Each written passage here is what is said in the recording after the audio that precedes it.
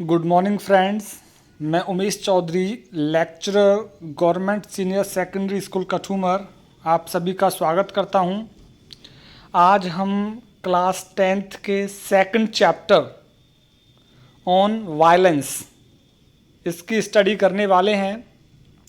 इससे पहले मैं आपको बता दूं कि पहला lesson the book that saved earth, जो कि नाटक पर आधारित है, उसको हमने कंप्लीट डिटेल स्टडी उसकी कर ली है। 3 नंबर का प्रश्न उसमें से जरूर आएगा, ऐसा मेरा मानना है।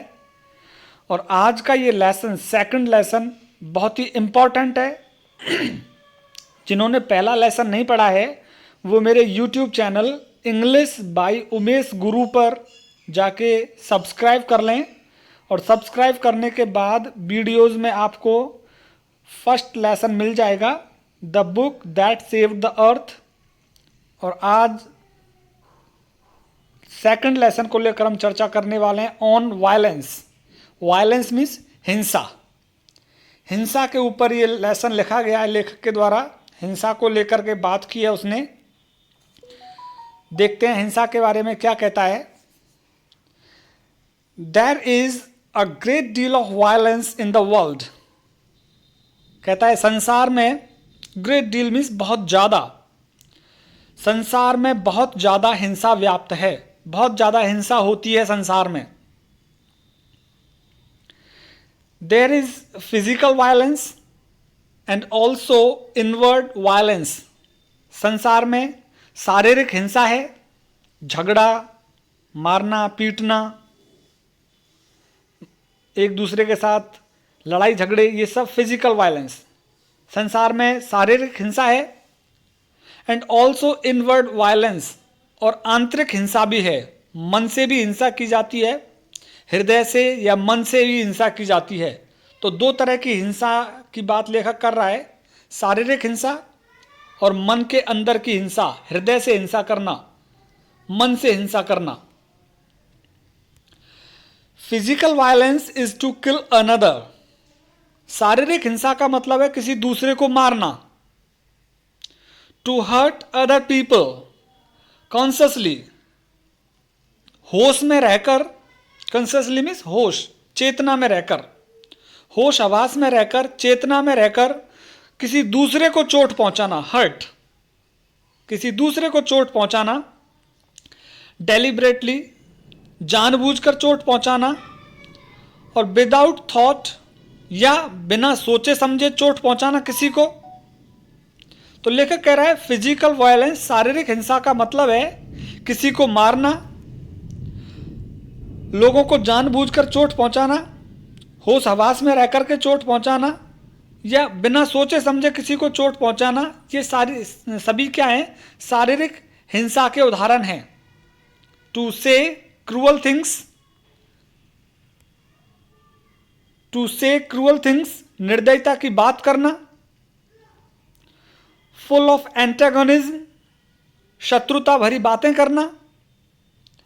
एंड हेट, और नफरत करना। ये सभी किस बात के उदाहरण हैं, शारीरिक हिंसा के। तो लेखक कहता है कि संसार में शारीरिक हिंसा और मन की हिंसा दो चीजें हैं। शारीरिक हिंसा को उसने बताया है कि शारीरिक हिंसा का मतलब है किसी को मारना, किसी दूसरे व्यक्ति को होश में रहकर, होश आवास में रहकर किसी दूसरे व्यक्ति को चोट पहुंचाना, जानबूझकर चोट पहुंचाना, बिना सोचे समझे किसी को चोट पहुंचाना, निर्दयता की बातें करना, शत्रुता भरी बातें करना, नफरत करना। ये सभी क्या हैं, फिजिकल वायलेंस, शारीरिक हिंसा के उदाहरण हैं। ये सभी शारीरिक हिंसा में शामिल हैं। तो प्रश्न होता है, हो सकता है फिजिकल वायलेंस क्या है, शारीरिक हिंसा क्या है। एंड इनवर्डली, और मन की हिंसा की बात करें, इनसाइड द स्किन, जो हमारे मन के अंदर है, हमारी त्वचा के अंदर है। स्किन का मतलब हमारे हार्ट, हमारे दिल के अंदर, हमारे मन और हमारे हृदय के अंदर से जो इंसान किसी से करते हैं वो क्या है, to dislike people, to hate people, to criticise people, लोगों को नापसंद करना। ये आंतरिक हिंसा का उदाहरण है। टू हेट पीपल, लोगों से घृणा करना, ये भी आंतरिक हिंसा का उदाहरण है। टू क्रिटिसाइज पीपल, लोगों की आलोचना करना भी आंतरिक हिंसा का उदाहरण है। तो इनवर्ड वायलेंस और आउटवर्ड फिजिकल वायलेंस, दो वायलेंस की यहाँ पे बात की है। फिजिकल वायलेंस का मतलब किसी को मारना, चोट पहुंचाना, निर्दयता की बातें करना, शत्रुता की बातें करना, ये सभी फिजिकल वायलेंस है। और इनवर्ड वायलेंस क्या है? किसी से नफरत करना, किसी की आलोचना करना, ये सभी, किसी को नापसंद करना, ये सभी इनवर्ड वायलेंस हैं। We are always quarrelling, battling, not only with others but with ourselves. We are always quarrelling, हम हमेशा झगड़ते हैं, बैटलिंग, लड़ाई करते हैं, नॉट ओनली विद अदर्स, ना केवल दूसरों से, बट विद अवर सेल्व्स, हमारे मन के अंदर अपने आप में भी झगड़ा चलता रहता है। We want people to change, हम लोगों को बदलना चाहते हैं। We want to force them to our way of thinking, हम दूसरे लोगों के ऊपर हमारी सोच को लागू करना चाहते हैं। वी वॉन्ट, हम चाहते हैं, टू फोर्स दैम, कि हम उनको बाध्य करें, उन लोगों को, to our way of thinking, हमारी सोच के अनुसार रहने के लिए बाध्य करें। तो हम लोगों को बदलना चाहते हैं, हम लोगों को हमारी सोच के अनुसार जीने के लिए बाध्य करते हैं। ये सभी हिंसा के उदाहरण हैं। तो छात्रों, ये थोड़ा सा टिपिकल लेसन है, लेकिन बहुत ही इंपॉर्टेंट है। 4 नंबर का पैसेज इस लेसन में से जरूर आएगा आपकी बोर्ड की एग्जाम में। 4 नंबर का पैसेज बहुत जरूर इसमें से आएगा। तो आप मेरे साथ इस लेसन को अच्छे तरीके से पढ़ें 4 नंबर के लिए। तो अभी तक हमने संसार में, लेखक ने कहा है कि फिजिकल बहुत ज़्यादा हिंसा व्याप्त है। Physical violence, inward violence. Physical means किसी को मारना जानबूझकर या अनजाने में, होश हवास में रह करके लड़ाई झगड़ा करना। और आंतरिक हिंसा को लेखक ने बताया है कि किसी को नापसंद करना, किसी की आलोचना करना, किसी से नफरत करना, ये सभी आंतरिक हिंसा के उदाहरण हैं। In the world as we grow up we see a great deal of violence at all levels of human existence. In the world, इस संसार में, एज वी ग्रो अप, जैसे जैसे हम बड़े होते हैं, वी सी, हम देखते हैं, अ ग्रेट डील ऑफ वायलेंस, बहुत अधिक हिंसा इस संसार में हम देखते हैं जैसे जैसे हम बड़े होते जाते हैं। At all levels of human existence, मानव अस्तित्व के हर स्तर पे हमको हिंसा दिखाई देती है। जैसे जैसे हम बड़े होते जाते हैं तो मानव अस्तित्व के, मानव जीवन के हर स्तर पे हमको हिंसा नजर आती है। The ultimate violence is war, और अंतिम हिंसा जो क्या है? युद्ध। सबसे ज्यादा हिंसा युद्ध में होती है। अल्टीमेट वायलेंस है युद्ध। और ये युद्ध किस लिए होता है? देखिए, द किलिंग फॉर आइडियाज, अपने विचारों के लिए किसी को मारना, ये भी हिंसा ही है। For so called religious principles, धार्मिक सिद्धांत, जिन्हें हम धार्मिक सिद्धांत कहते हैं, तो धार्मिक सिद्धांतों के लिए किसी को मारना हिंसा है। फॉर नेशनलिटीज, राष्ट्रीयता के लिए किसी को मारना, यह भी हिंसा है। Killing to preserve a little piece of land, एक छोटे से भूभाग की रक्षा करते हुए किसी को मारना, यह भी अल्टीमेट वायलेंस है, यह भी अंतिम हिंसा में ही शामिल है। तो अल्टीमेट वायलेंस इज वॉर। लेखक कह रहा है कि अंतिम जो हिंसा है वो युद्ध है। किलिंग फॉर आइडियाज, लोगों को विचारों के लिए मारना। For so called religious principles, धार्मिक सिद्धांतों के लिए लोगों को मारना हिंसा है। फॉर नेशनलिटीज, राष्ट्रीयता के लिए लोगों को मारना हिंसा है। The killing to preserve a little piece of land, छोटे से भूमि के टुकड़े को सुरक्षित रखने के लिए किसी को मारना, यह हिंसा है। टू डू दैट, ऐसा करने के लिए, राष्ट्रीयता के लिए, भूमि की रक्षा के लिए, धार्मिक सिद्धांतों के लिए। मैन विल किल, एक व्यक्ति मारेगा। डिस्ट्रॉय, बर्बाद करेगा। माइम, किसी को चोट पहुंचाएगा, and also be killed himself, और ऐसी स्थिति में वो खुद भी मर सकता है, वो आदमी खुद भी मरेगा। तो इन चीज़ों के लिए आदमी दूसरों को भी मारेगा, खुद भी मरेगा। जमीन के टुकड़े के लिए दूसरों को भी मारेगा, खुद भी मरेगा। राष्ट्रीयता के लिए खुद भी मरेगा, दूसरों को भी मारेगा। धार्मिक सिद्धांतों के लिए खुद भी मरेगा और दूसरों को भी मारेगा। और ये सब कुछ क्या है? फिजिकल वायलेंस, ये सब कुछ शारीरिक हिंसा है। There is enormous violence in the world, संसार में बहुत ज्यादा हिंसा है। इनॉर्मस, बहुत अधिक, संसार में बहुत अधिक हिंसा है। The rich wanting to keep people poor and poor wanting to get rich, in the process hating the rich. There is enormous violence in the world, संसार में बहुत ज्यादा हिंसा है। The rich wanting to keep people poor, धनवान लोग चाहते हैं कि गरीबों को गरीब ही रखें।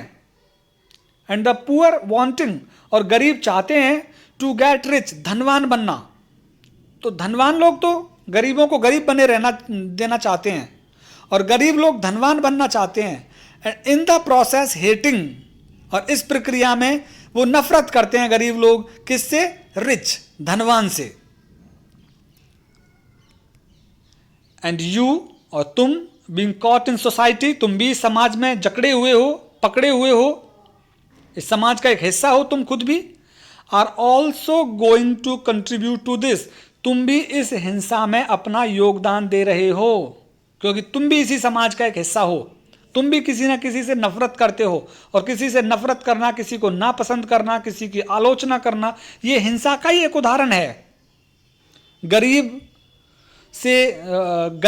अमीर से नफरत करता है, गरीब अमीर बनना चाहता है, अमीर गरीबों को गरीब बने देना रहना चाहता है। तो ये सभी एक हिंसा है।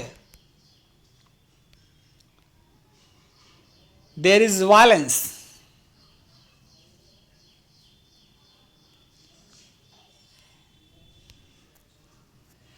there is violence between husband, wife and children. There is violence between husband, wife and children. हिंसा पति, पत्नी और बच्चों के बीच में भी हिंसा है। There is violence, antagonism, hate, cruelty, ugly criticism, anger. All this is inherent in man, inherent in each human being. There is violence, शत्रुता, वो हिंसा है। एंटागनिज्म, शत्रुता, नफरत, निर्दयता, अगली क्रिटिसिज्म, भद्दी आलोचना, बुरी बुरी आलोचना, एंगर और गुस्सा। All this is inherent in man, ये मनुष्य को उत्तराधिकार में मिलता है। इनहेरेंट मीन्स विरासत में, जन्म से मिलता है मनुष्य को ये सारी चीजें। कौन कौन सी भावना? हिंसा की भावना, शत्रुता की भावना, नफरत की भावना, निर्दयता की भावना, अगली क्रिटिसिज्म, बुरी आलोचना करने की भावना, एंगर और गुस्सा। ये सारी भावनाएं मनुष्य के अंदर इनहेरेंट हैं, विरासत में मिलती हैं। Inherent in each human being, प्रत्येक मानव जाति में, प्रत्येक मनुष्य में, ईच ह्यूमन बीइंग, प्रत्येक मनुष्य में ये चीजें, ये भावनाएं जन्मजात होती हैं, इनहेरेंट होती हैं, उत्तराधिकार में मिलती हैं उसको। ये उसके पिता में होती हैं ये, और उसके पिता से बेटे में आ जाती हैं। कहने का मतलब जन्म से ही ये सारी फीलिंग्स एक मनुष्य में आती हैं। It is inherent in you, ये तुम्हारे अंदर भी हैं। जो पढ़ने वाला है इस लेसन को, उसके अंदर भी ये सारी भावनाएं हैं, नफरत की, गुस्से की, शत्रुता की, निर्दयता की। And education is supposed to help you to go beyond all that, not merely to pass an examination and get a job. And education is supposed to help you. शिक्षा से ऐसा माना जाता है कि शिक्षा सहायता करेगी to go beyond all that, इन सारी चीजों से आगे बढ़ने में, इन सारी चीजों को खत्म करने में शिक्षा हमारी मदद करेगी। Not merely to pass an examination, शिक्षा का मतलब केवल परीक्षा पास करना नहीं है, एंड गेट अ जॉब, और कोई नौकरी प्राप्त करना ही नहीं है शिक्षा का मतलब। शिक्षा का मतलब है इन जन्मजात जो अवगुण हमको मिलते हैं उनको दूर करना। तो an education is supposed, education से ये माना जाता है, शिक्षा से ये माना जाता है टू हेल्प यू, कि ये तुम्हारी सहायता करेगी, to go beyond all that, इन सारे विचारों से ऊपर तुम्हें लेके जाएगी शिक्षा। एजुकेशन खत्म करेगी इन सारी चीजों को जो तुमको उत्तराधिकार में मिलती हैं, जो जन्म से मिलती हैं। You have to be educated so that you become a really beautiful, healthy, sane or rational human being, not a brutal man with a very clever brain who can argue and defend his brutality. You have to be educated, तुम्हें शिक्षित होना पड़ेगा, so that जिससे कि you become a really beautiful, healthy, जिससे कि तुम एक बहुत ही सुंदर, स्वस्थ, sane, बुद्धिमान, रेशनल ह्यूमन बीइंग, और एक विवेकशील मनुष्य बन सको। तुम्हें शिक्षित होना पड़ेगा। शिक्षित होने से क्या होगा? जिससे कि तुम एक सुंदर, स्वस्थ, सेन मीन्स बुद्धिमान, और रेशनल मीन्स विवेकशील, जो तर्क वितर्क कर सके, एक ऐसा मनुष्य बनोगे तुम फिर। नॉट अ ब्रूटल मैन, तुम कोई पाश्विक व्यक्ति नहीं बनोगे, लड़ने वाला व्यक्ति नहीं बनोगे। With a very clever brain, जिसका एक बहुत चालाक मस्तिष्क होता है ब्रूटल मैन का, लड़ने वाले व्यक्ति का। हु कैन आर्ग्यू, वो तर्क कर सकता है, एंड डिफेंड इज ब्रूटलिटी, और अपनी ब्रूटलिटी, पाशविकता की, अपनी लड़ाई जो किसी से करता है लड़ाई, उस लड़ाई के भी बचाव कर सकता है कि मैंने इस वजह से लड़ाई की है। तो एक अच्छा आदमी बनने के लिए हमें एजुकेशन चाहिए। विवेकशील व्यक्ति बनने के लिए एजुकेशन लेनी पड़ेगी, बुद्धिमान व्यक्ति बनने के लिए एजुकेशन लेनी पड़ेगी। नॉट अ ब्रूटल मैन, हमें कोई पाश्विक व्यक्ति नहीं बनना है। With a very clever brain, कि जिसका एक चालाक दिमाग होता है।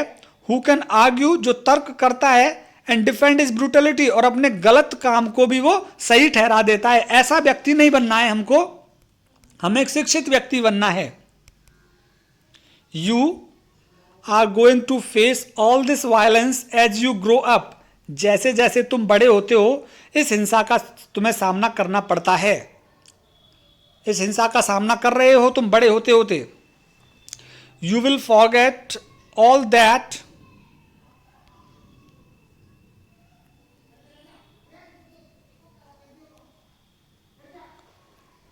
you will forget all that you have heard here, जो तुमने यहां सुना है उसको तुम भूल भी जाओगे। जो मैंने तुमको बताया है हो सकता है तुम इसको भूल भी जाओगे। And will be caught in the stream of society, और तुम भी उसी समाज की धारा में जुड़ जाओगे जिस समाज में दूसरे लोग जुड़े हुए हैं। तो क्या होगा देखिए, you will become like the rest of the cruel, तुम भी उन्हीं निर्दयी लोगों के जैसे हो जाओगे। हार्ड, तुम भी उतने ही सख्त हो जाओगे जैसे दूसरे लोग हैं। बिटर, तुम भी उतने कड़वे हो जाओगे। एंग्री वायलेंट वर्ल्ड, और तुम भी इस हिंसक संसार का एक हिस्सा हो जाओगे। And you will not help to bring about a new society, और फिर तुम मदद नहीं कर पाओगे एक नया समाज बनाने में, या एक नया समाज लाने में। अ न्यू वर्ल्ड, एक नया संसार लाने में फिर तुम कोई सहायता नहीं कर पाओगे। तो लेखक कह रहा है कि जो मैंने ऊपर बताया है, यदि इन चीज़ों को तुम भूल जाओगे तो तुम भी समाज का वही हिस्सा बनकर रह जाओगे जिस तरह से दूसरे लोग रह रहे हैं। और तुम भी कैसे बन जाओगे?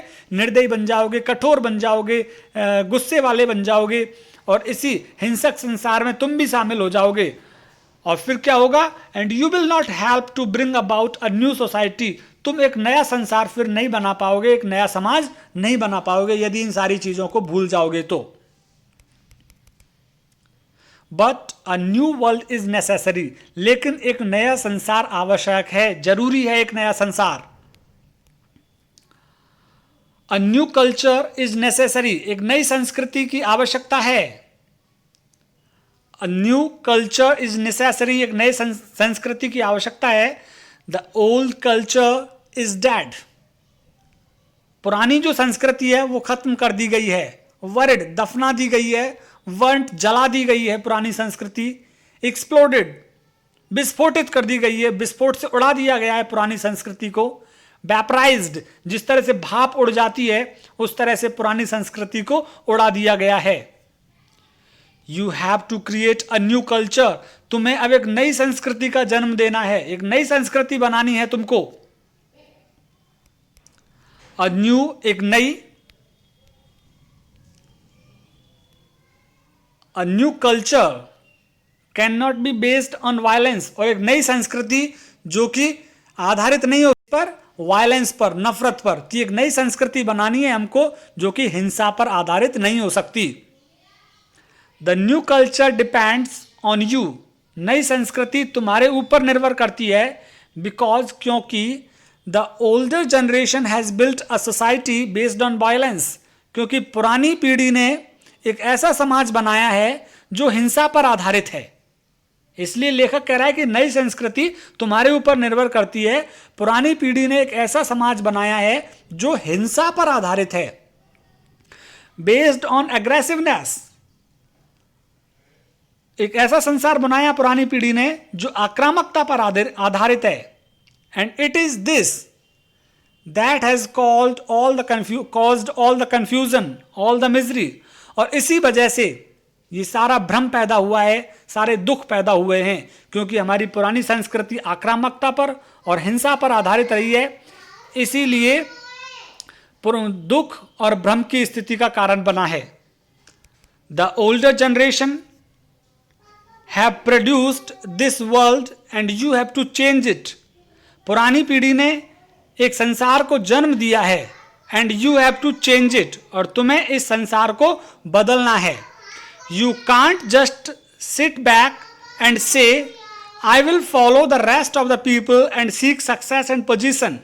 You can not just sit back and say, तुम आराम से नहीं बैठ सकते और ये नहीं कह सकते आई will follow the rest of the people, कि मैं तो जैसा लोग कर रहे हैं वैसा ही करूंगा। And seek success and position, और मैं सफलता प्राप्त करूंगा और उच्च पद प्राप्त करूंगा। तो तुम आराम से बैठकर ये नहीं कह सकते कि जैसा दूसरे लोग कर रहे हैं वैसा ही मैं करूंगा। इफ यू डू, यदि तुम ऐसा ही करते हो, your children are going to suffer, तो तुम्हारे बच्चे मुसीबतों में पड़ने वाले हैं, तुम्हारे बच्चे दुख उठाने वाले हैं। You may have a good time, तुम्हारा समय अच्छा हो सकता है, but your children are going to pay for it, लेकिन तुम्हारे बच्चे को यह सब कुछ भुगतना पड़ेगा। यदि तुम भी आराम से बैठकर सफलता और पद पाना चाहते हो, तो कह रहा है लेखक, हो सकता है तुम्हारा समय अच्छा हो, लेकिन तुम्हारे बच्चों को जरूर भुगतना पड़ेगा। इसलिए लेखक चाहता है कि हमें नई संस्कृति का विकास करना है। So you have to take all that into account, इसलिए तुम्हें इन सारी चीजों पर ध्यान रखना है। चुपचाप नहीं बैठना है, आराम नहीं करना है। लेखक कह रहा है so you have to take all that into account, तुम्हें इन सारी चीजों पर ध्यान रखना है। The outward cruelty of man to man in the name of God, कि भगवान के नाम पर एक मनुष्य के दूसरे मनुष्य के प्रति जो निर्दयता है उसे रोकना है, उसे ध्यान में रखना है। इन द नेम ऑफ रिलीजन, धर्म के नाम पर जो व्यक्ति लड़ते हैं उसे रोकना है। इन the name of self importance, आत्म महत्व जो व्यक्ति अपने आप को देता है उसके नाम पर जो लड़ाई झगड़ा होता है उसे रोकना है। इन the name of security of the family, परिवार की सुरक्षा के नाम पर जो लड़ते झगड़ते हैं व्यक्ति, उन्हें रोकना है लड़ने झगड़ने से। धर्म के नाम पर लड़ाई झगड़े को रोकना है। भगवान के नाम पर जो निर्दयता मनुष्य दूसरे मनुष्य के प्रति दिखाता है उसे रोकना है। इन सारी चीजों को तुम्हें ध्यान में रखना है। You will have to consider the outward cruelty and violence, तुम्हें बाह्य निर्दयता और हिंसा को समझना होगा। And the inward violence which you do not yet know, और आंतरिक हिंसा जिसे अभी तुम नहीं जानते हो। तो कह रहा है बाह्य हिंसा है जो व्यक्ति को व्यक्ति से लड़ाती है, इन सारी चीजों को तुम्हें रोकना होगा।